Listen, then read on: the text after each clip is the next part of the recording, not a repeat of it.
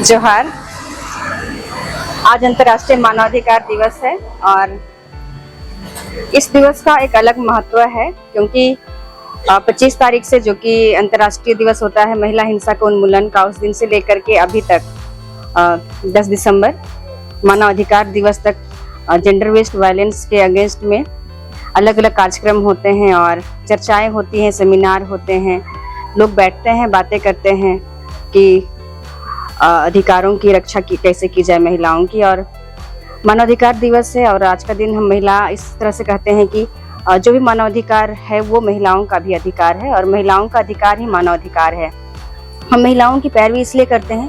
क्योंकि समाज में सबसे कमजोर अगर किसी को माना जाता है तो वो महिलाएं ही हैं और एक तरह से समझिए कि महिलाओं को कमजोर समझकर ही उनके ऊपर सबसे ज़्यादा अत्याचार होते आए हैं।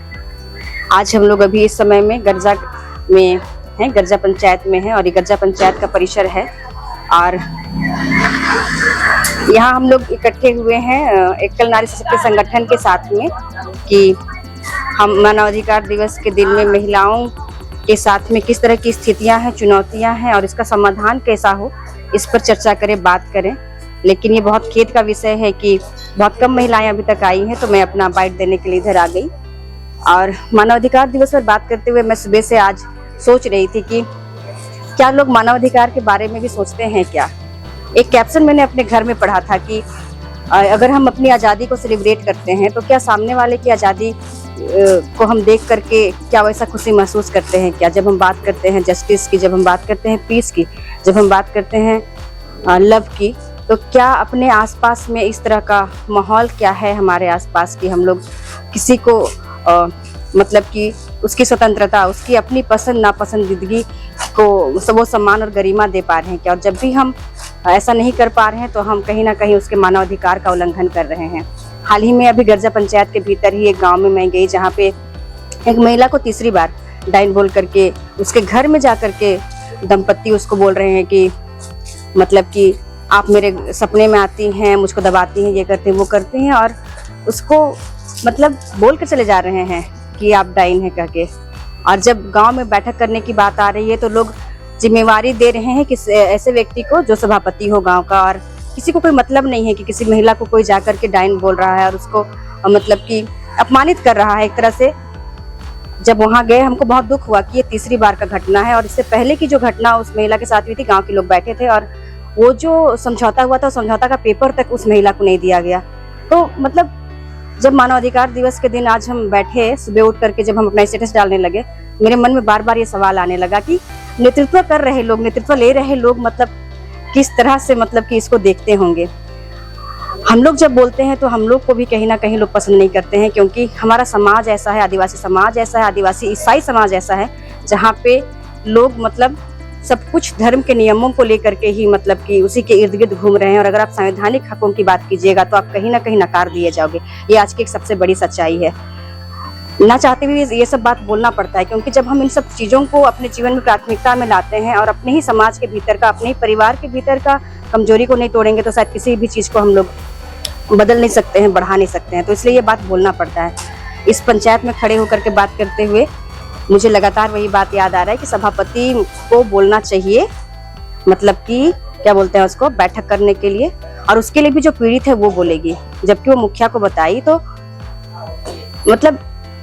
एक गांव में जहां सबसे वंचित परिवार कोई है और सबसे कमजोर परिवार कोई है, अगर उसको कोई बोल रहा है तो बाकी जो परिवार हैं जो थोड़े संपन्न हैं वो कैसे एक परिवार को छोड़ दे रहे हैं, अपने आप में एक बहुत ही मानवाधिकार का हनन है और महिला हिंसा का उदाहरण है। हम वहां जाकर के कुछ नहीं बोल पाए क्योंकि मेरे जाने से पहले मुखिया लोग जा चुकी थी, उसके लिए उनको साधुवाद, वो लोग गई अपना काम की। लेकिन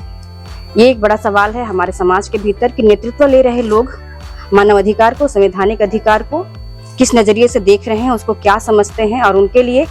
और एक बात, अगर जब भी हम संविधान की बात करते हैं और नियम कानून की बात करते हैं तो एक बात स्पष्ट होना पड़ेगा कि आप एक तो पूरी धार्मिक नियमों के अनुसार चलते हुए अपने आप को रूढ़िवादी और पारंपरिक साबित कर दीजिए, या फिर संवैधानिक हो रहे हैं तो संवैधानिक जो अधिकार है उसके हिसाब से न्याय करने के लिए आपको निष्पक्ष होना पड़ेगा। तो ये जो बीच में हमारा समाज जूझ रहा है इसकी वजह से बहुत परेशानी है। एक हाल ही में इसी पंचायत के बीच के एक लड़की का फोन आया कि उसका केस चल रहा है अदालत में और वो बेचारी उस लड़ाई में है, लेकिन गांव वाले उससे 20,000 रुपया मांग रहे हैं कि उसका किसी के साथ में मतलब कि संबंध था और वो खत्म हो गया है, तो 20,000 रुपया दीजिए, हम लोग को भोज खाना है। तो इस तरह का जो बात आता है, क्या इन सब रूढ़िवादी जो नियम बनाए गए हैं गांव में, जिससे किसी के परिवार में बोझ बढ़ रहा है। जो महिला खुद के जीवन में आगे बढ़ना चाह रही है, किसी गलती की वजह से अगर उसका जीवन में प्रभाव पड़ा है और वो उससे निकलना चाह रही है, आप उसको मदद नहीं कर रहे हैं और आप उसको बोल रहे हैं कि हम लोग को बंडा खाना है, हम लोग को खस्सी खाना है, पतरी भात खाना है। तो आप बताइए कि आपने कैसे किसी को साथ दिया और इसमें इंसानियत कहाँ है, मानवता कहाँ है। आज ये बहुत सोचने की जरूरत है कि हम किस पायदान पे हैं और क्या करना चाहिए हम लोगों को, क्योंकि संगठन बहुत हैं। इस पंचायत के भीतर भी, इस प्रखंड के भीतर भी बहुत सारी संस्थाएं हैं जिन्होंने जो काम कर रही हैं, लगातार काम कर रही हैं। हमारे गांव में भी बहुत सारे कार्यकर्ता हैं जो लगातार जेंडर बेस्ड वायलेंस के खिलाफ लड़ रहे हैं। जेंडर CRPs हैं और JSLPS की जो महिला समूह है, उनका तो कहना ही है कि हम लोग बराबरी और समानता लाने के लिए काम करें। इसके बावजूद अगर दिमाग से, दिल से इस तरह की मतलब की जो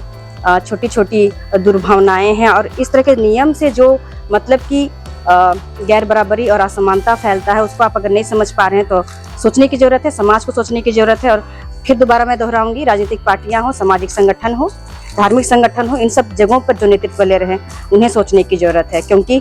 जब तक वो लोग उस तरह के नियमों को नहीं तोड़ेंगे तब तक समाज भी मतलब कि इस तरह की जो नियम के नाम पर किसी के ऊपर में बोझा पड़ रहा है, किसी के ऊपर में उसके ऊपर कहीं प्रताड़ना पड़ रहा है एक तरह से, वो तो खैर कुछ नहीं बोल पाएगा, लेकिन जो नेतृत्व ले पा रहे हैं उनको जरूर सोचना चाहिए कि वो इस तरह करके किस तरह से गैर बराबरी और असमानता को बढ़ाते हैं। क्योंकि मानवाधिकार दिवस से